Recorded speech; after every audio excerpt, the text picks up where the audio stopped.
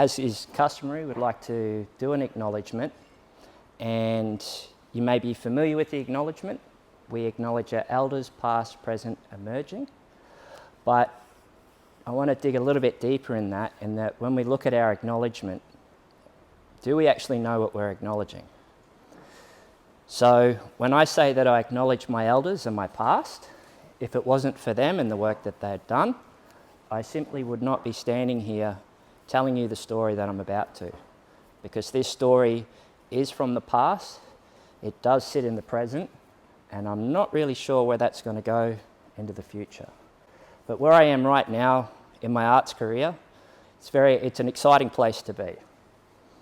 And again, when I reflect on the story of what I'm telling, and every time I come into this room and I stand here and I look around, there's something that I said initially when I started installing this work. And when we had all the work in here, we were bringing it in and we were putting it around on the ground.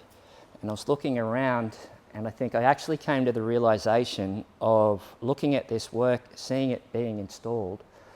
For the first time, I was really comfortable in seeing an extension of the person that I've become. So who am I? Where do I come from? What is my story? And where's my story going to take me? You would have noticed that as you came into this room, you passed through a little room of reflection there. And on the Duchess with the painting is an image of my grandmother, and my grandmother as a young person. Now, it's that memory that I honour that allows me to stand here and tell this story. Now, to start the whole thing off, we're going to go right back to basically where I started at school. I was given the opportunity to attend an artist camp over a week and work with other fellow creatives, and the lead creator was a lady named Judy Watson. It wasn't until it sort of caught Judy's notice towards the end of the week where she pulled me to the side and she said, "Have you considered going back to school?" What happened after that was I was introduced into the KIA program, which is Contemporary Indigenous Australian Art, at Griffith University, and it was there that I actually found my people and I found the place and where I needed to be. But the thing was that drove me through that university degree was there's something here. So one of the first things that we had to learn in the Contemporary Indigenous Arts program is your identity. Who are you? What's your story? And where do you come from? But it wasn't until the second year, as the second year started to roll on, that I realised, oh, hang on a minute, there's moments here between my learning where I actually need to sit still, think about what I'm doing, and actually start to cohesively put my story together. And that's why it's so important for me to acknowledge our traditional owners or the people from the past, because it's now allowed me to go back, look at what my story is on my country, and be able to share that with you. It wasn't until we had an experience at the Queensland Museum where Bianca Beetson, who was my course convener at the time, brought us into the museum, and we were able to go and see the artefacts in the archive room out the back. They had a range of different artefacts that were laid out on the table, very minimal in terms of my country and what was available. But one of the things they picked up was gave me was a boomerang.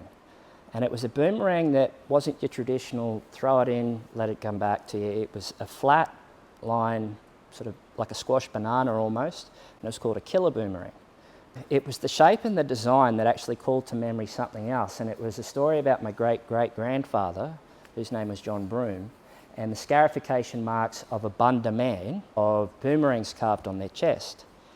And in the moment that I'd held this boomerang and I was recalling that memory and looking at this artefact, then another story started to come into play, and it was from another family member telling me about the story of these boomerangs being carved on them rocks. But what was interesting in that moment that they put that boomerang in my hand was all of those things in my head connected.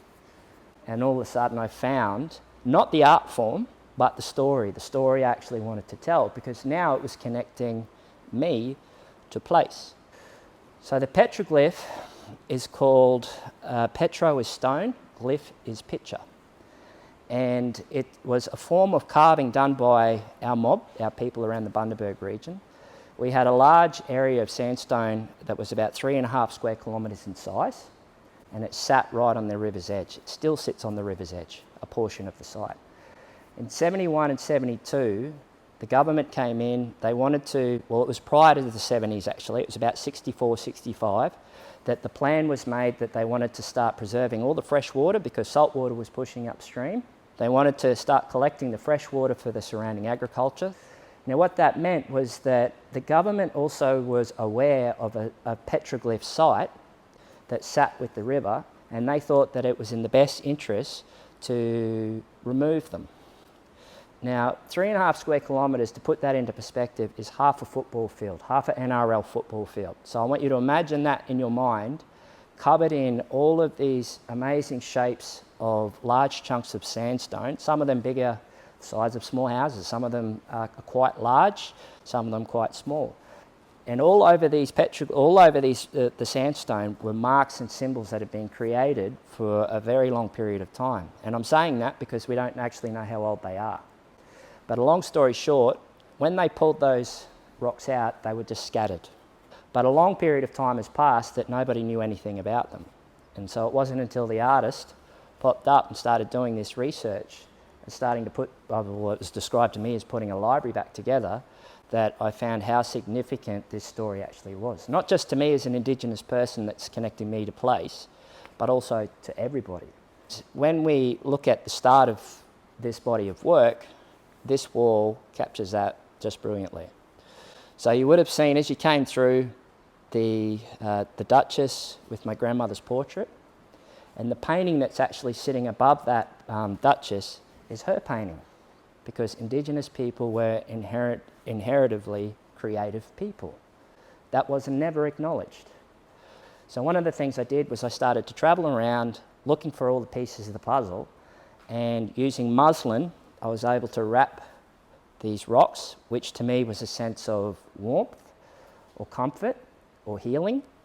And being able to rub your hands all over the stones and feel marks that you can't actually see with your eyes was something that I'll never ever forget. And that was one of the things that drove the muslin work, was that I can see that things have been pulled apart here, and now I need to put this back together so that we can get a sense or an idea of what the story is being told and how is it being told.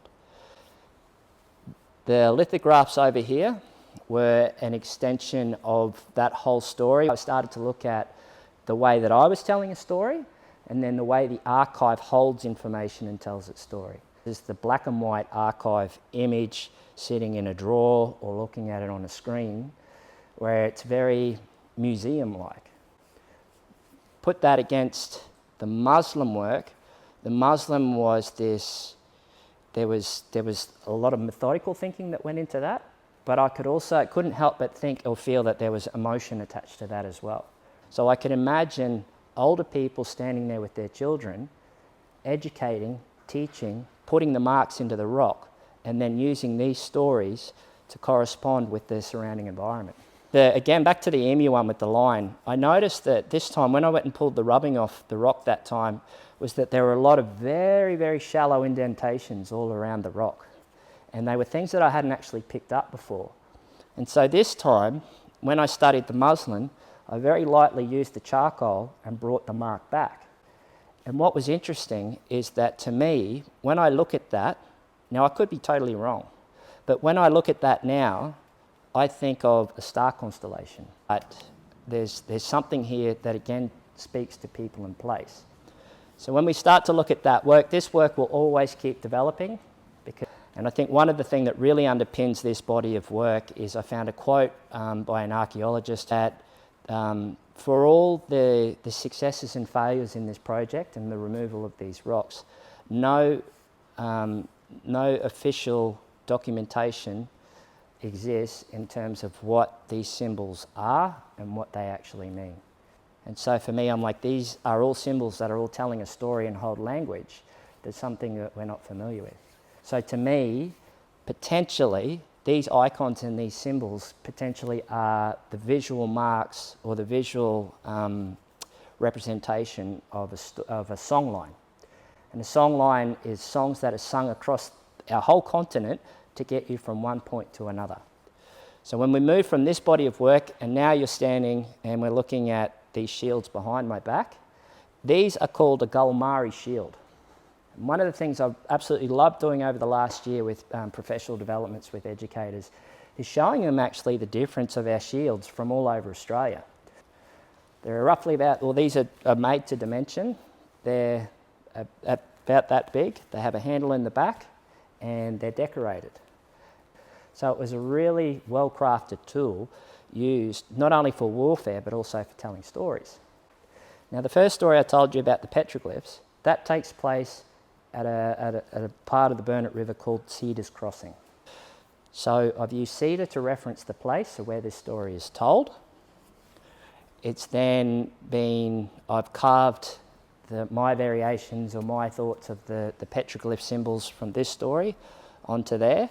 And then I've started to highlight ones that have really caught my attention through this journey and amplify them on each and every one of these shields.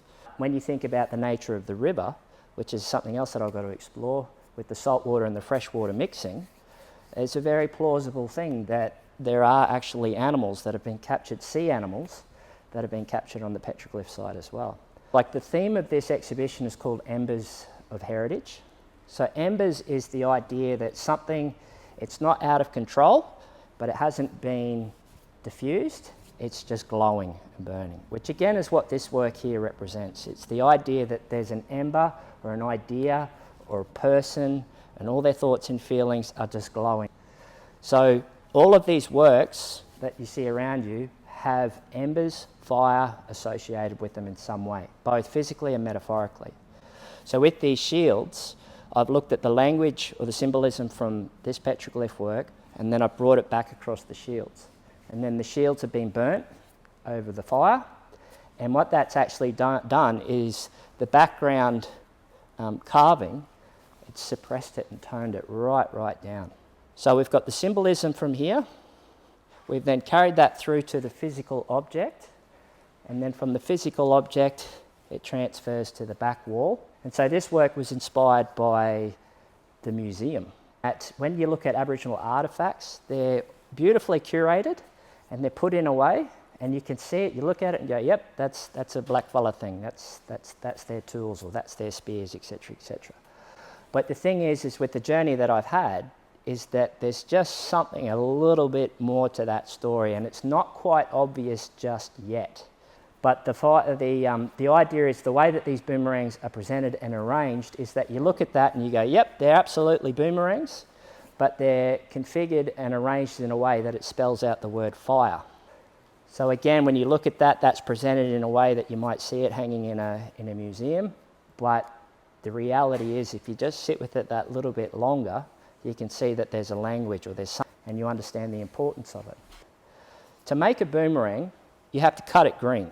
That allows you to shape it, cut it, but then there's a process of taking the timber or the boomerang that you've made and shifting it between fire and water. It's an extensive amount of time that's used to make it. But the thing is that if you're going to put all that time in it, you'd want this thing to last. So it strips it down, it expands the timber and then shrinks it down. Expands it, shrinks it down. What you actually end up with is a piece of wood that will last for hundreds of years. There's an amazing story of, it's out west somewhere, of a farmer walking through his country, steps down onto a dry creek bed and notices that there's an incredibly unusual stick poking out of the ground. Walks over, picks it up, and it's a well-preserved boomerang. Now I think that's an amazing story because there's so much evidence around our landscape that supports people being present. So many. But the thing is it's not something that we really talk about, let alone aware of it. So it's little things like those stories that I think are really important that build the appreciation of what Indigenous culture is, revealing it for actually what it is, the truth of the matter, and that we weren't sight unseen people that walked from one end of the country to the other. We were so much more than that. So when we shift from that work then, it then becomes personal. So up the back here we've got two paintings, also based on the first three images of the photographs that you would have seen, and it came from a judgment of error on our part. We have a property that we go back to. It's a place where my grandmother took her first steps outside of Bundaberg, and it has a large infestation of rat's tail grass, which is an incredibly invasive species and really hard to control. Us being the blackfellas that we are, thought that there was me, my uncle and my kids. We rocked up there and we thought, we got this. Let's do a controlled burn. Yeah, that didn't happen. It got out of control very, very quickly. It wasn't cold enough. The wind shifted. Petrol may have been used. There are a few things in there that it basically set up for errors of judgment. One of the interesting things that came out of that is that my uncle had come, like we were sitting there and we were sort of reflecting over the incident, and he said, well, we learn by doing. So what that painting represents is if you're doing a proper cultural burn over a landscape that's had cultural burns on it forever, your flame shouldn't really be getting any higher than that. So I wanted change. I wanted something else other than the pain that I was feeling. How do I do this? So therapy was the thing that I opted for.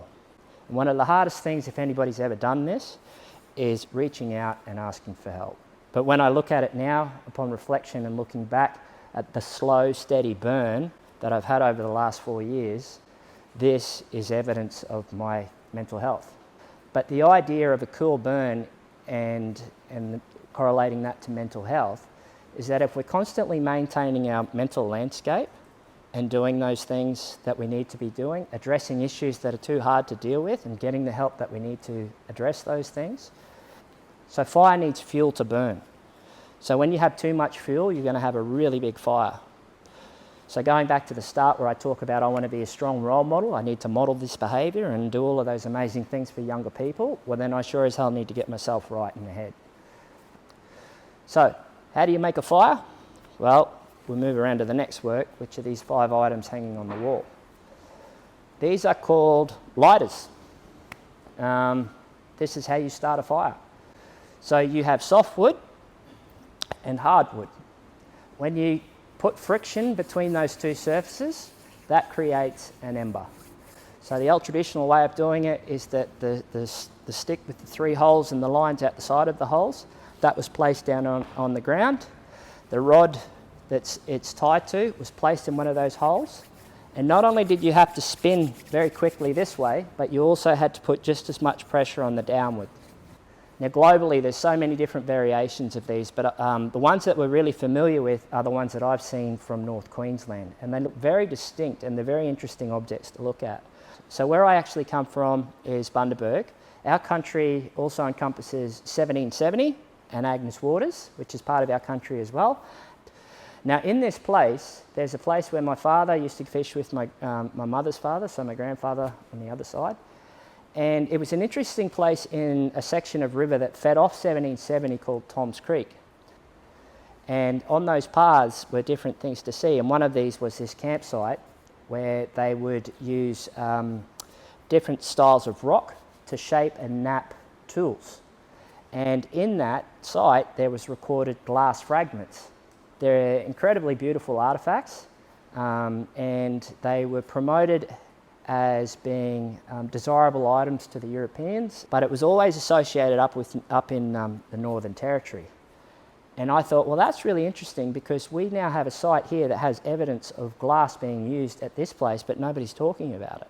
Then introduced to another lady called Yenneker Peterson, who's also studies rock napping, or she's done a PhD in it for Griffith University. And she slipped me through this paper. She said, I thought you might find this interesting. And what it was the association of glass being used with what we call the Queensland Native Mounted Police. The thing is that we had a police force that was forged and forced together to go out and cause genocide and disperse, that's the word that's used, disperse our local Aboriginal people. And what that meant was that sometimes they were brainwashing young Aboriginal men into coming into the Queensland Native Police Force and promising them a life that was anything but. They were kidnapping young men and forcing them to join, and they were doing all of these things to create an army of blackfellas to go out and kill their own people. Because it talks to things that have happened within the landscape of places that I'm very familiar with that I always thought were significant, but never really understood why. And it wasn't until later and started looking at this story that I found out that this place was called Police Creek.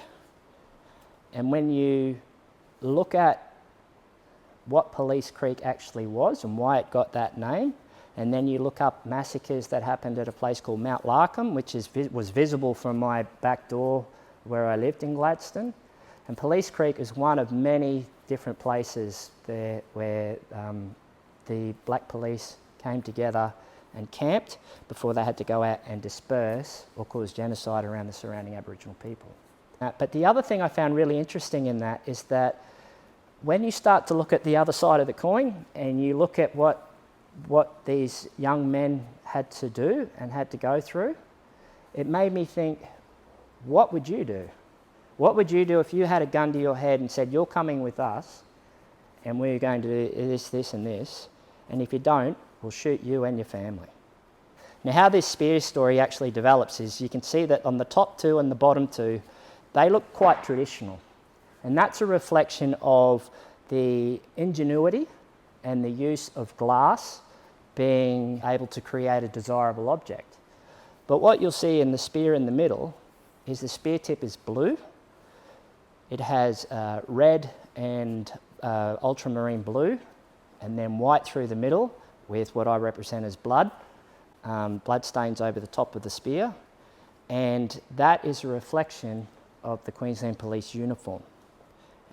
But one of the interesting things I found with the use of glass for the Queensland Native Police, one of the things as blackfellas is the country that you belong to, not the country you own, but the country you belong to, there are rules and protocols and obligations that you have around your surrounding environment. There are certain creeks you can drink from, there are certain creeks that the animals can drink from. There are certain colours that you can harvest from this area, but there's certain places over here where you don't touch. All of those sorts of things, all those rules and protocols and laws existed within the landscape. Now these men, as Queensland Native Police, knew that there were rules and protocols within their landscape. They had to go out and do the dirty work. They were given guns, etc. When they came back, according to this paper that I read, they actually had to hand their guns back in. So they were defenceless, what we call payback. So payback is if you've done the wrong thing and you've committed a murder here, well then I have every right to come back and kill you. Right? That was part of the culture. Now, as a young man, defenceless, sitting in somebody else's country, and knowing full well that you've gone out and killed families, sitting at home, potentially with your own family who's travelling with you, you're there defenceless. But you also understand that there's rules and protocols within the landscape that doesn't allow you to go out and just make tools to protect yourself. So glass filled that void. There were no rules associated with it, and they could use glass as a way to make tools that they were able to use to protect themselves. Now what I've just told you here is a really very skim over the surface scenario associated with that story. And watching an interview done with a local historian, and he's actually done quite a lot of research around the Native Police, and he said there are many stories that are actually not being told that are so worthy of recognition.